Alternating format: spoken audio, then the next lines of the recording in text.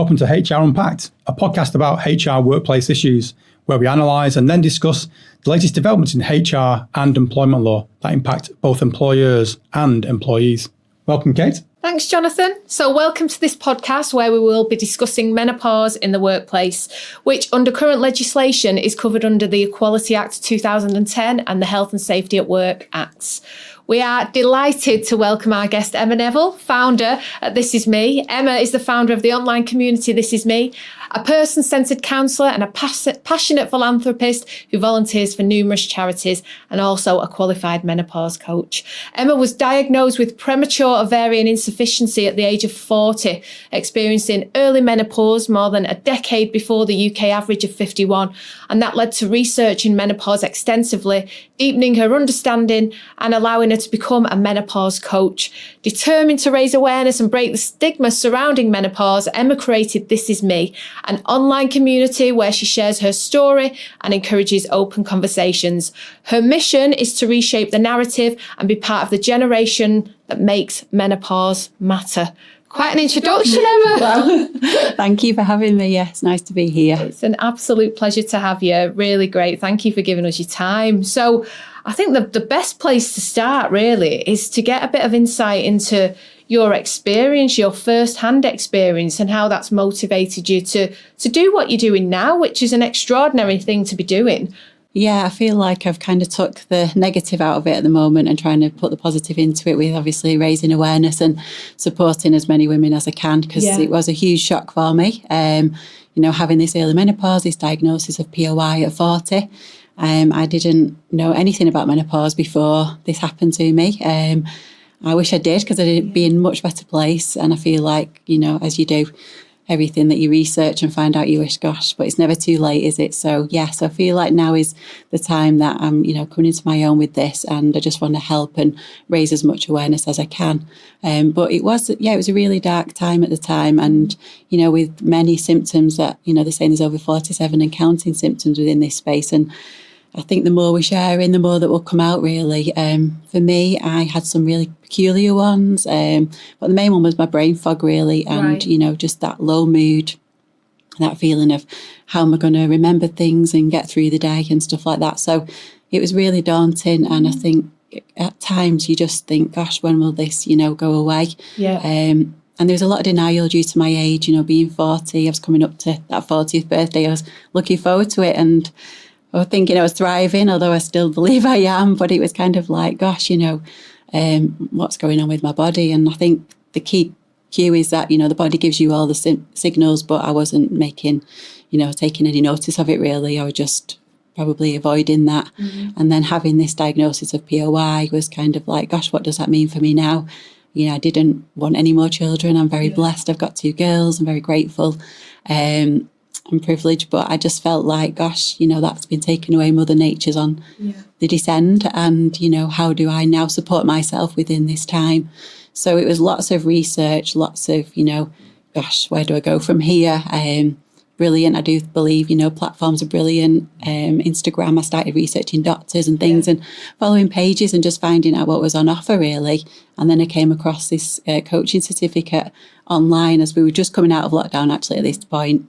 And I felt within that space really heard. There was about 14 women on there, all different ages. I think I was one of the younger ones. Yeah. And I just felt like I'd found my tribe. And every kind of lesson that came, we'd log on every Thursday evening. It'd be 2 hours. We'd go through the lesson that had dropped and the answers. And then we'd have chats. And I think I found out so much about, in that space, about what, different patches people were on, what were they taking, with people on gels, were they on different things? And that was when I really felt like, gosh, if this is how I'm feeling, there must be so many more people feeling like I do. Yeah. And it was huge, really. So from there, I just become, I think, obsessed with the word menopause. Not stopped talking since about it. Yeah. You've really opened the door to people understanding what it is, because I've listened to some of your talks, which have been fantastic. Thank you. You said there was 47, symptoms. Yes, and that's incredible, isn't it? What type of symptoms are there then? Gosh, if you got all day. But no, really, I mean, the key ones I think everyone relates to: hot flashes, mood changes, that lethargic, insomnia kind of things. But some of my crazy ones, which are not always spoken about, what I'd say, like the irritable legs, like twitchy legs at night. Yeah. Had really dry eyes, which a lot of people are coming more forward saying within that.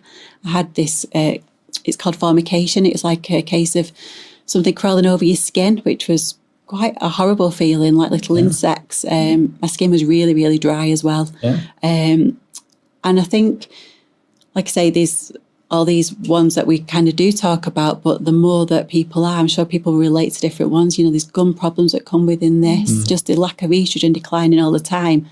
We have, you know, these receptors all over our body, and it's you know, it's just taking it from everywhere, from our eyes to our brains, you know, our joints and everything, our muscles. So we really need to be on top of what, you know, these symptoms are, and just, you know, noting down any change is a change. And that's what I kind of always want to say to people. If you, you know, go to your doctors and you see that you're not being heard and you feel like, you know, that there is changes, please, you know, keep going back and, you know, research yourself and be an advocate for yourself within this space. Yeah. I know you've spoken to me in the past, Emma, about access to support and how that can maybe digress dependent on location, access to the NHS and so forth. What was your experience of that whole aspect of dealing with the menopause? Yeah, I feel like I was lucky there because I do have a good relationship with my doctor. So I did go in and I told him, and he was like, okay, we'll run some bloods. As I'm now aware, you know, bloods can change from day to day, can go in today and go the same time tomorrow, and that fluctuation of your hormones. So, you know, if you're 45 and over and, you know, a healthy woman, the symptoms that you're, you know, are experiencing should not need a blood test to show that you're in, you know, perimenopause. So I kind of felt like I was coming to that 40. So we run these bloods, as I say, they were normal, but I didn't feel anything like normal. So from there, I just said, I'm not sure about this. Then I went down my health route, and I was having some other, you know, waiting for some like more tests on things. So I just decided to explore a little bit more and just have like a well woman checking everything. And that's when it came to, you know, fruition about the POI. Having this internal done. So from there, I can't say my experience was, but I feel like even once then I went through to a menopause specialist, and I again paid for that. I felt, you know, I'm going to go to an endocrinologist and find out, you know, what this means again. It was still an experience that I think it was my own experience, but I think there's a lot of denial due to my age that I didn't want to accept that they were offering me, you know, this HRT prescription for somebody that's never taken anything. Thank goodness, touch wood, you know, I've had a clean bill of health. It felt like I've still got to pick up a prescription, and what does it mean? And it didn't really feel explained enough. So I sat with that for, I think it was about 8 to 10 weeks before I even decided to undo the packet, you know, and read about it, because I felt frightened. This was going to be, like kind of the rest of my life, or however long I want to, you know, beyond that now. So, but for some women, I don't feel like, you know, it shouldn't be that you're having to go through your, you know, private healthcare.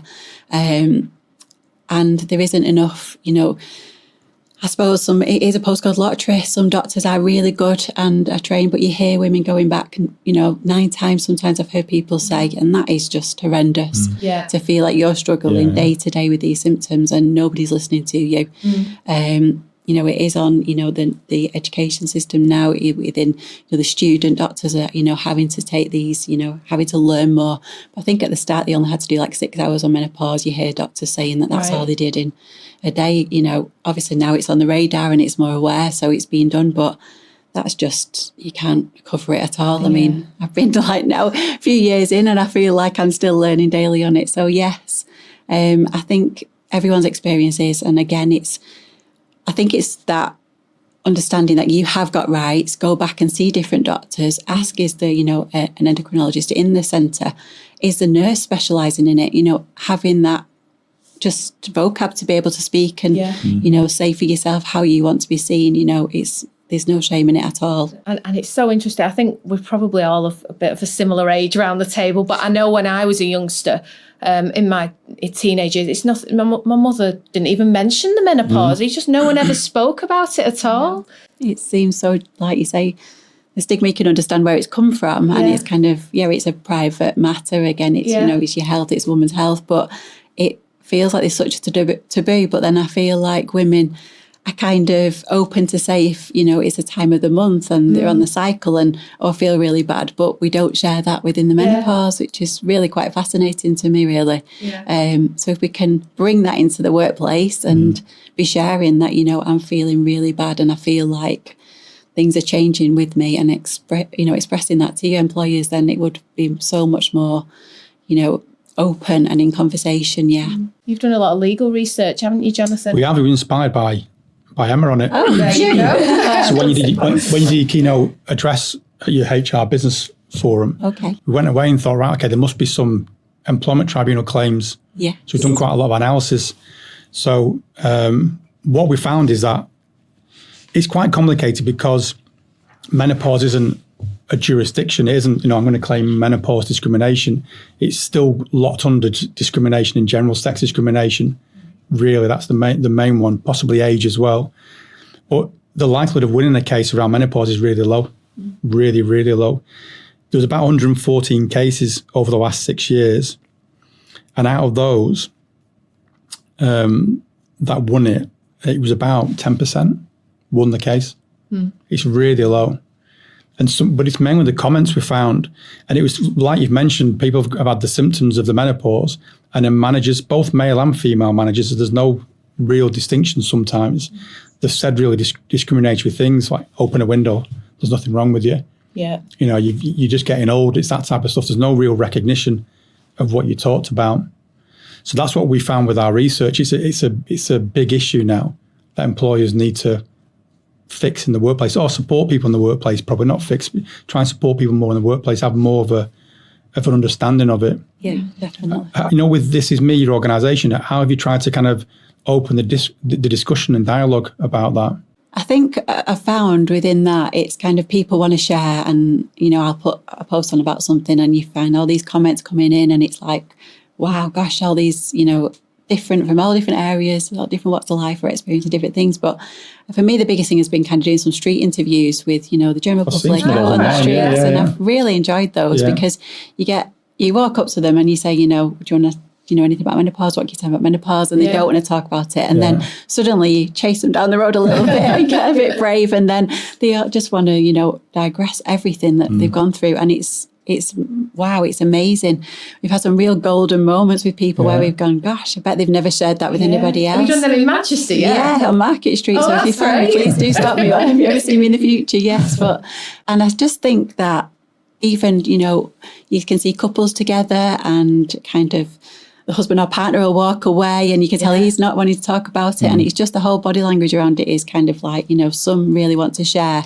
And again, different ages, some young groups of girls who are at, university and things, and they're supporting each other, and they, and they're chatting to their mums, or they're saying, I really understand my mum now because I just want to give her a hug and it must be hard, or she's been so grumpy and moody. So it's been really a broad range of, reports that have come back from that.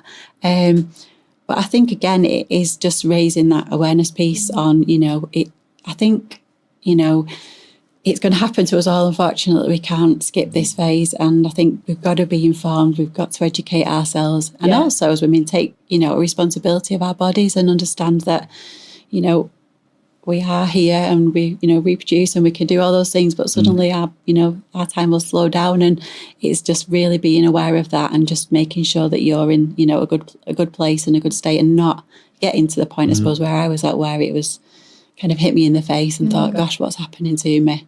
So definitely. Did anyone say any really interesting stuff when you were doing your roving reporting on Market Street? There was just brilliant moments, really. There were some real classics. One lady I think we got about 10 minutes from her and the content, and she was with her daughter and she was so aware, said, gosh, and she'd just been doing research on things and she was telling her daughter who just had a baby, I can remember her face now, and she was saying, I tell her to start weight training at 30, and I was like, brilliant. And she was experiencing, how much weight she put on, and she'd lost faith in going to the gym, but she was back there, and just different journeys and ages. And I think that's what it is, it's sharing. And again, that's a brilliant piece of advice. If you are in your 30s, do start strength training now, and I feel like we're in a great era where I think the younger girls are going to the gyms and, they're getting strong.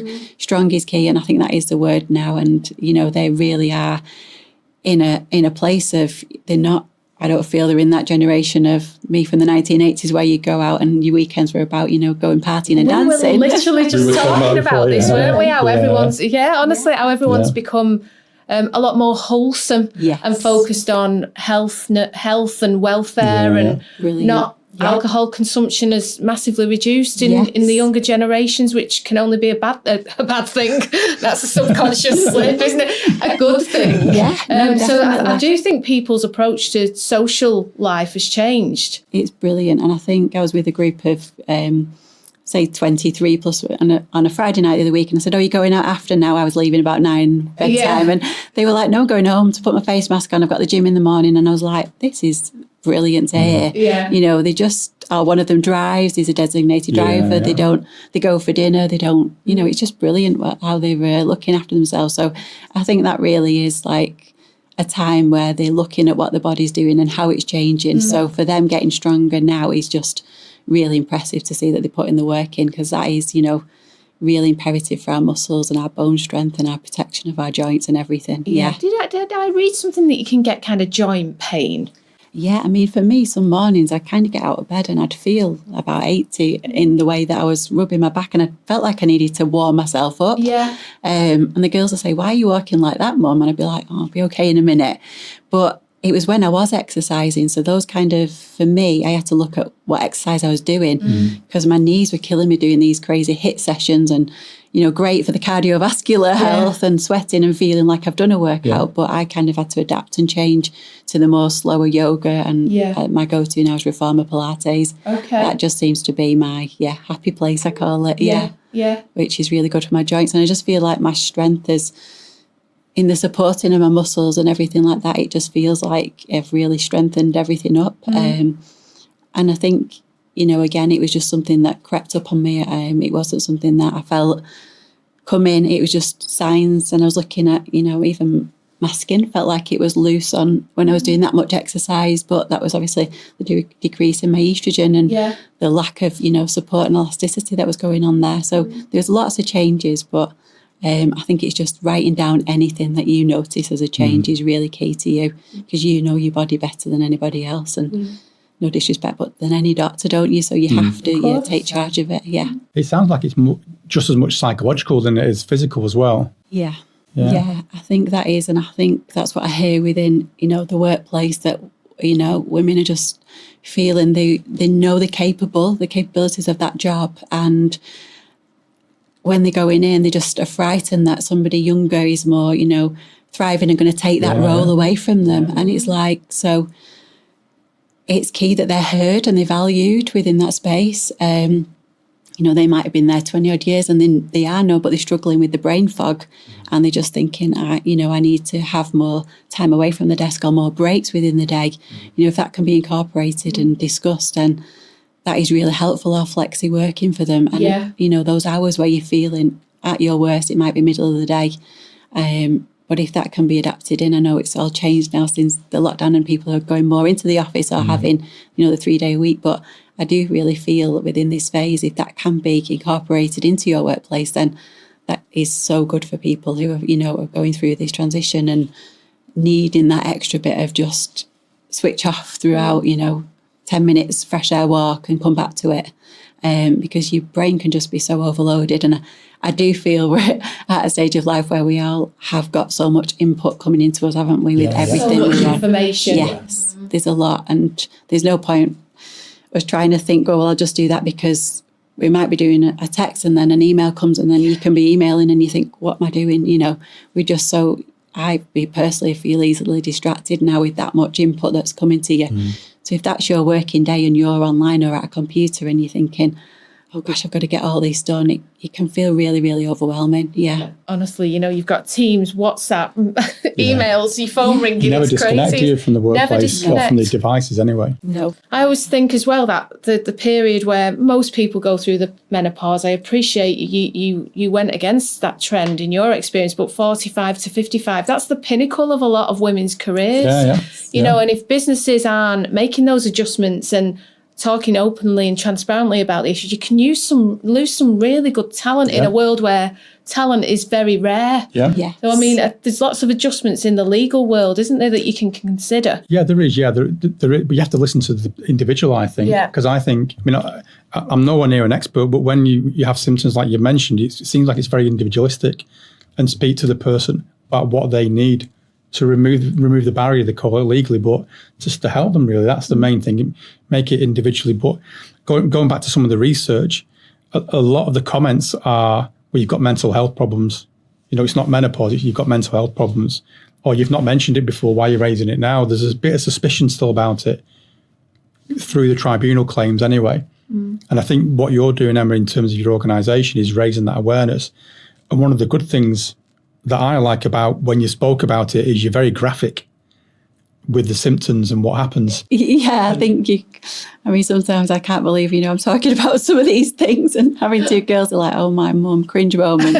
But, I'm doing it for them directly. I want them to be aware and be informed for when it happens. And they'll say, oh gosh, we know all about this because of mum's experience. Yeah. But I do feel that, you've got to be graphic. It is a body and, it's your own body, and it's very personal space, isn't it? And everything. But I think we do need to take responsibility as women for our anatomy and understanding what it does. There's a lot of people that, don't even know when they are on the period or that time of month. They just sail, going along with it a month, and they might not even know they've missed a couple of months. So I was very aware that mine had declined and, stopped really. But again, I just thought it was stress and again ignored it. But it was there, the signs were there. So I think it is just all those pointers that we have got to take the responsibility. We've got to share with our people within our homes how we're feeling, and express that, today's, you're not going to get a 10 out of me, you might get a 5, and that's all you're getting. And just being really aware of knowing your limits, what you can do. But that can be hard within a workplace, can't it? Because, if you're very more, male-led and you don't, no disrespect, but you never experienced any of this, like how can you... I do feel a little bit like, sorry for you, because I'm a bit like, how can you understand it? But you really have to understand us as, our anatomy is so different, but we have to appreciate that we are going to have these dips in the month, that we're not going to feel as good as, as every day, are we? Yeah. It can be really debilitating for some. In your journey, have you come across any really good examples of employers where they've done really great things? Yeah, I've done quite a lot of talks now, and there's been a couple of real surprising moments as well. I did one for a healthcare organisation, and I was really, there was nurses there, doctors that came. I was really surprised that they wasn't aware of some of the, accessibility they had to these forums and these platforms that were going on. It had just not been spoken about, and I'm quite sure it's because their day is so packed with intense and the energy and what they have to do and achieve, and the care that they provide. But I just felt like, gosh, that was a shocker. I just thought, this is that environment, this healthcare environment that are plugging and caring, but are they caring? They are caring for the staff because it's there, but that lack of kind of coming together as a community and just sharing that. So kind of from that, they said, all right, we're going to have a meetup. And it was really impactful to say that someone's going to take charge, and all right, we're going to look into that, and we're going to have a coffee morning. And I think that's what it is about, that you really need to have someone, if you want to call it a champion or something within your space, who takes that role on in, your different sectors or your teams, and just say, right, we're going to get together monthly or bi-monthly and just see what's happening. Is anyone, in changes? Because this can be going on throughout all the different ages, as we're aware of. Yeah. And someone just advocating for that and just saying, right, we need this time.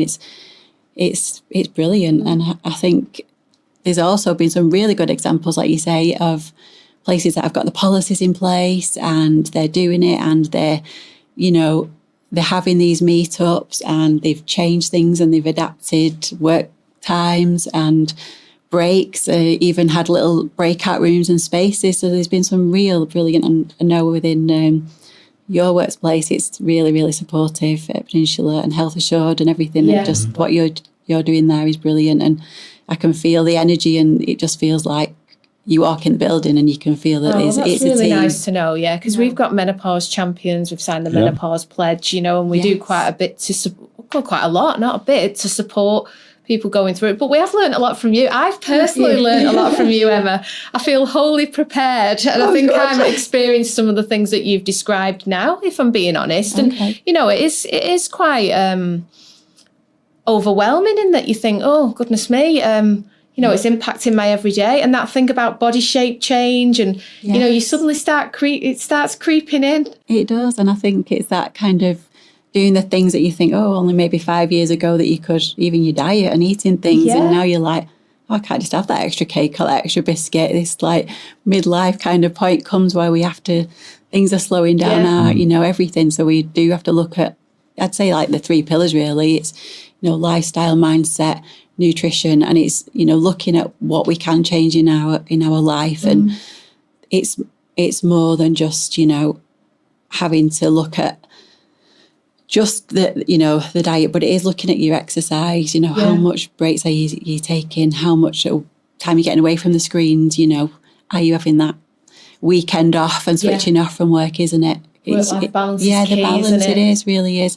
I mean, I don't know whether much people say they've got much. That word balance is a great word, isn't it? But I mean, it's so hard, isn't it? I mean, I think we're all parents sat around this table you've got a job, you've got commitments, personal, professional, and then children to boot, and GCSEs, you were saying there, all these things going on. It's there's a lot in there. There is.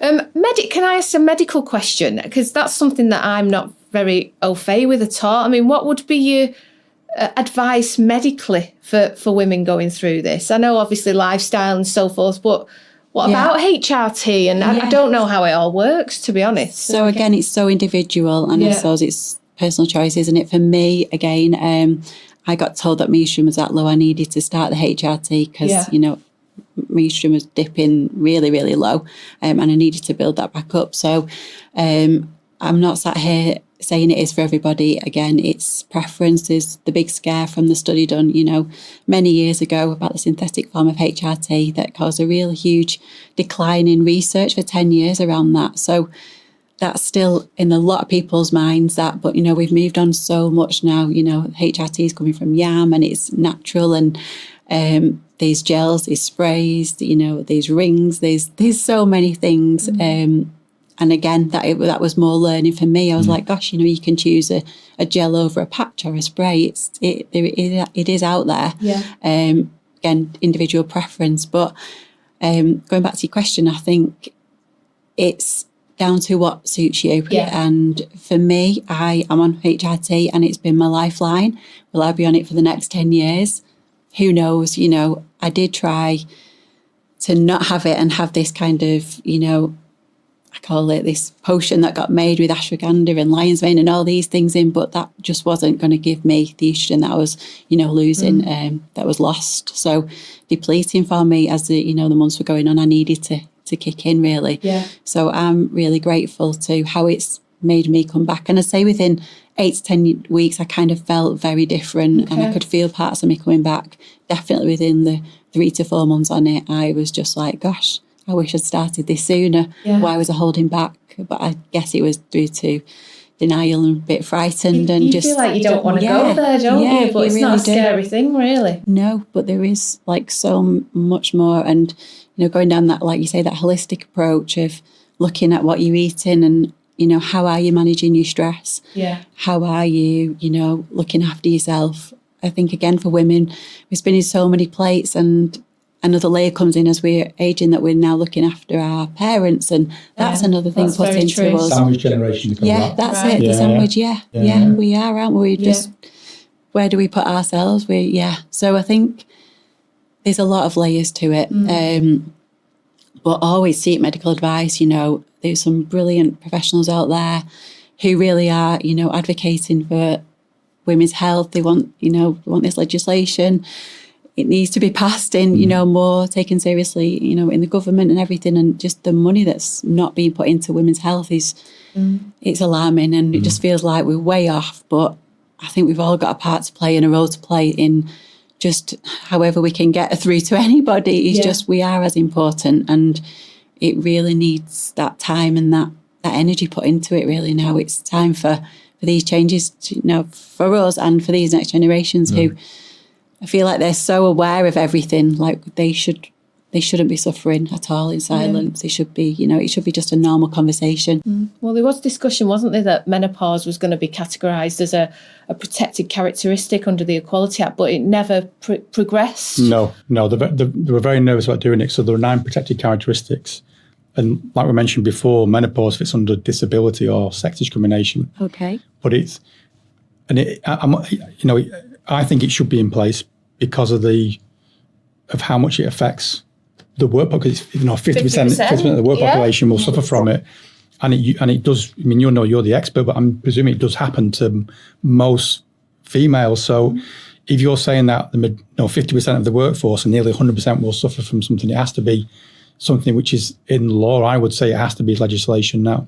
Do you think that as well? Yeah, and I was reading a study, 70 to 80% are experiencing symptoms within the working day, which is huge. 1 in 10 women leave work because they're just feeling like they can't do it anymore, or they don't feel supported in going to speak to the managers. That's massive, isn't it? 10% of people leaving that's the role. Unbelievable, yeah. And that's strange why the government won't address that. No, when you're losing 1 out of 10 of your workforce. That, and then it's like 41% of red are going part-time. Yeah. So just thinking, I can't, put into that full-time with everything else and the layers that are going into the life. So they dip off. So obviously that's a lack in the wage and everything. Yeah. So it's just a knock-on effect in everything, isn't it? And just not feeling, like you say, being able to feel you can go and approach your boss or your team. That feels really hard.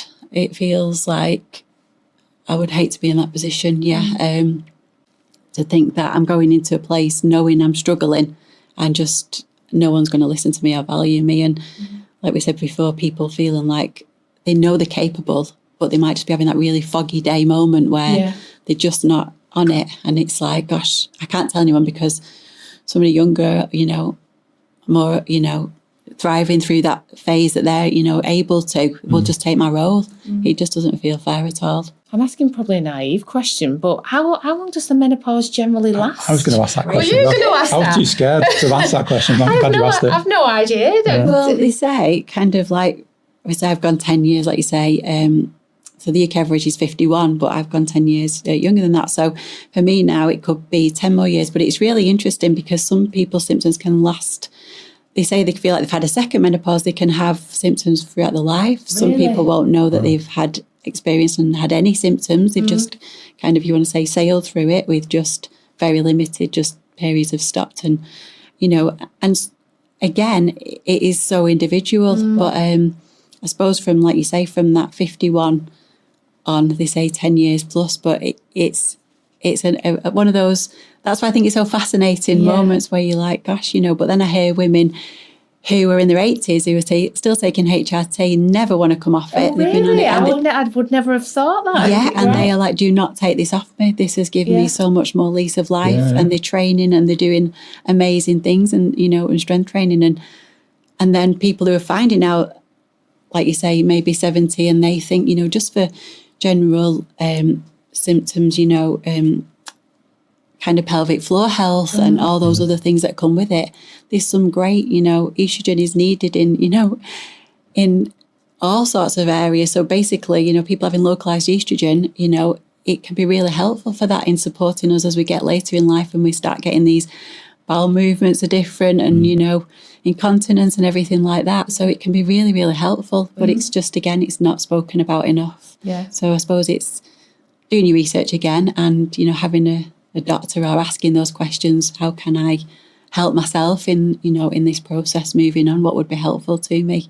But it is individual and it's a great question that, because I think it's still going to keep, that kind of, I do feel personally the age 51 is my bugbear with it, because I think if that could just get taken away, the stigma from that, I feel like more people would not wait till that stage of life. Yeah. For it to be spoken about, or just think, it's not going to happen to me till my 50s. Yeah. Again, I've heard girls, again, through Instagram and connecting, 13-year-olds, 21-year-olds, going through early menopause, some will be surgical, you know, and different things. Yeah, and you just think, you know, some of them, they've had no options to even consider having a family, and that is really distressing and terrible. So, yeah, I think knowledge is key, isn't it?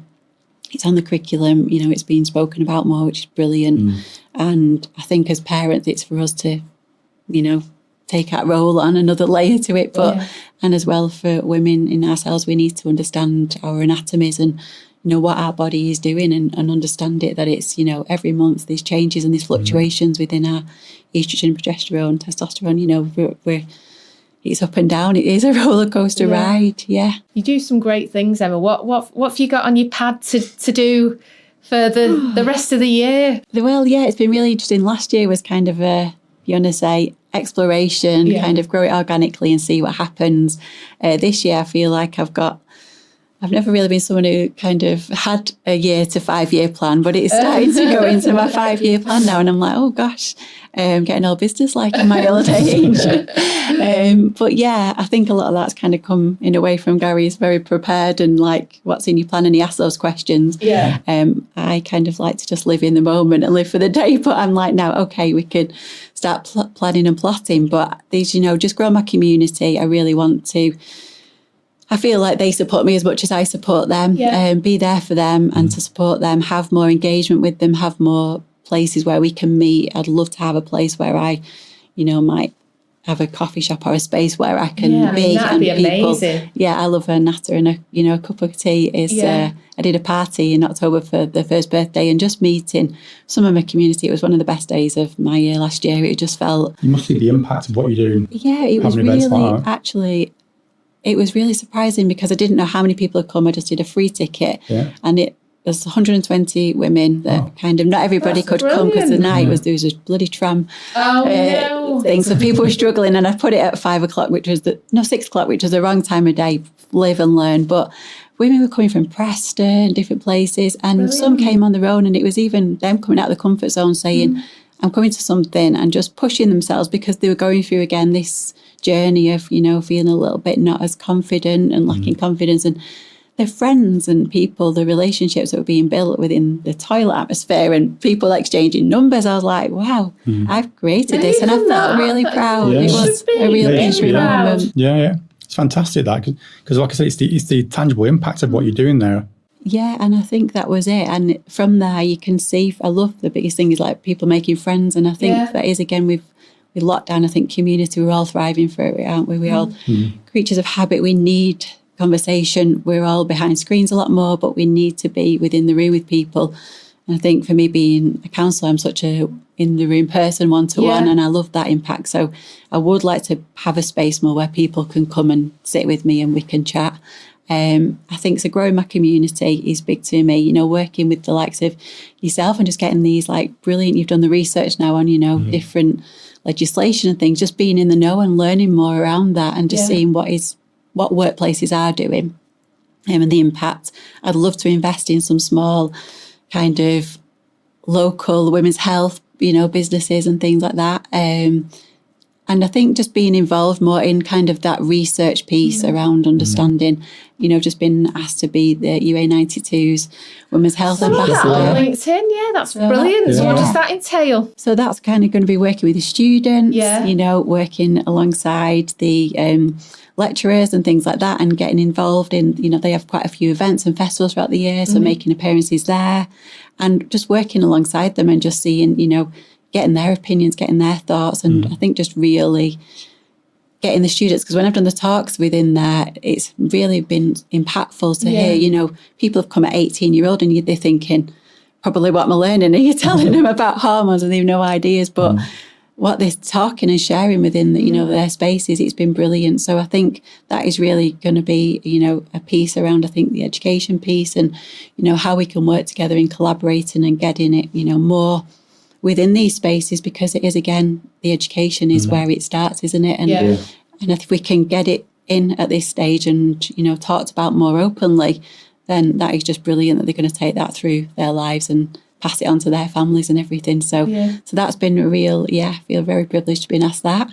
And again, just, seeing where this year leads me, really. I love the organisation talks. It's kind of can't believe I'm saying that because I am no personal speaker, like being in a room with people and standing at the front, but I seem to get a kick out of it. It's a bit sadistic. It's so authentic though and real, your story, that because I've seen you do those talks. You've done some at Peninsula, you've done one here. Yeah. And it's because it's coming from the heart and from a real life experience. So you go down brilliantly in a room. Yeah, it's the knowledge you've got. For a man, sorry to interrupt, but for a man, it's the knowledge you've got, and you're able to explain it in a way where a man could understand it and have empathy. Because I remember when I was 14, my mum went through the menopause, and I had no idea what it was. My mum didn't, but she had a friend who was a nurse. And I remember a friend came up to said, I'll come and stay with you. Because she was quite ill, and I remembered it quite vividly, and she was explaining what's going to happen. Yeah. She basically had somebody like you, and this is probably the late 80s, early 90s, and she kind of talked through, this is what's going to happen to your body, this is what you need to do. And I just remember, because I kind of helped out a little bit, and I always remember that. I had no idea it was a menopause. And it was only recently, listening to yourselves, that's what she went through. But lots of women must have gone through that, not knowing what's happening. Yeah, and how you remember that at 14, that moment is stuck with you. Yeah. And I think that's what it is, again, that layer of being in the universities and stuff and saying, I'm going to go home and hug my mum now because I feel really sorry for her and I've been really not nice to her the last few weeks. That gives me the biggest, please do that, because it could be you. Well, it will be you. Hopefully not as bad symptoms, but one day it could be you in that position. And it's that learning and, even with your partners, it's hard again, taking it home and not understanding that, we're feeling pretty rubbish, or we just don't feel like making the dinner that night, or we just want to sit down and there's always something to do. But it's just sharing in that experience. I think that's what it is, isn't it? Learning together. And I think there's nothing better than, grabbing a book or putting a program on or something and just thinking, okay, you might be slightly listening or taking it in, and you will learn something at least. But there's so much information now, which is brilliant that it's being, it is on the horizon, but there's a lot to be done, isn't there still? Yeah, I do feel within this One final arena. question from me. Yes. You mentioned yoga. So I've always been a big cardio, you go to the gym, you sweat, etc. Yes. And I've started doing yoga. I used to perceive it as fluffy.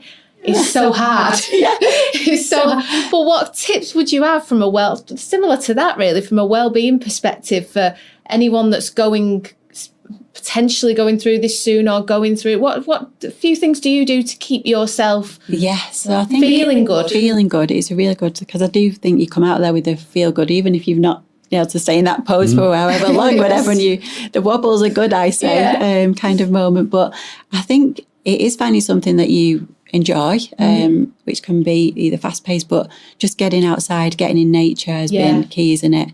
We're so much enclosed in, like you say, in boxes all day. Some people have no light. I mean, it's literally like this room, actually. An enclosed box. Get outside, no matter what, put your rain mac on your hat, get yourself equipped, and just at least get 20 minutes outside if you can. For me, it's been adapting a nighttime routine, so kind of not always possible, because I'm out some nights late with the girls at training and getting in, and I'm not ready to just wind down, but just, like you say, switching off, calming, making your bedroom a haven kind of a thing, not going in and putting I don't really watch TV personally anyway, but not putting more stimulants on at that time of night. If you can, having that nice magnesium salts bath, putting a quick meditation or just something nice on to just kind of soothe you, or reading your book is nothing better, is there? With a herbal tea, that's kind of my go-tos. But taking my magnesium citrate has been massive for me, an hour before bed. That's really helped me feel like, I think it was more psychological, but no, I do believe it, because I know when I've not sleep, I take magnesium. Yeah, my wife suggested it. She bought it me for Christmas. Right. Because I'm restless. Right. So she got me it, and I sleep a lot better.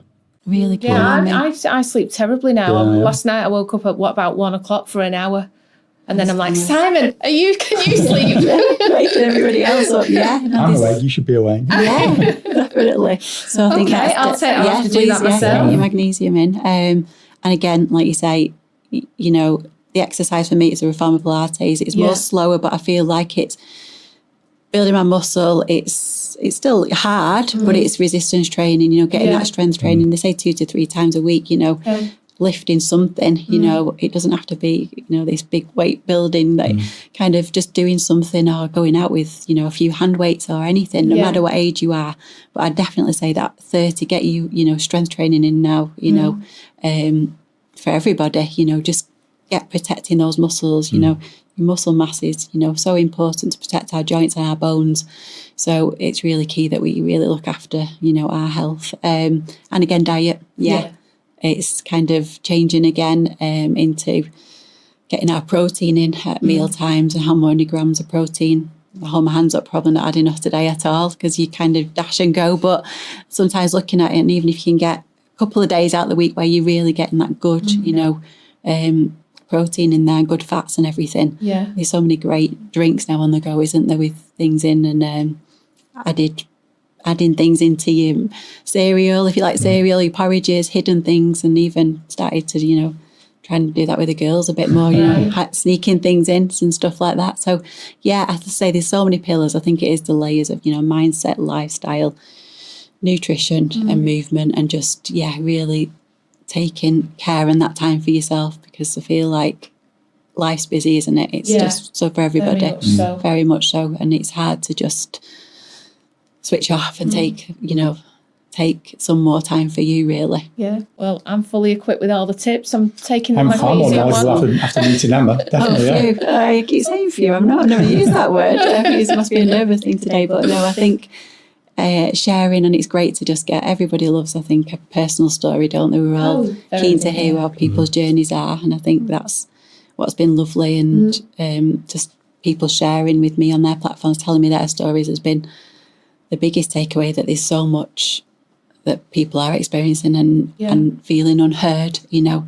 And I think, like you say, the workplaces really need to up the game and just really, you know, support this kind of, this little thing that I love to say is kind of the pause conundrum. Is that right? When you do this to the P, so like prepare yourselves, get prepared as a boss, you know, educate yourself. There's so many forums and links on there. Yeah.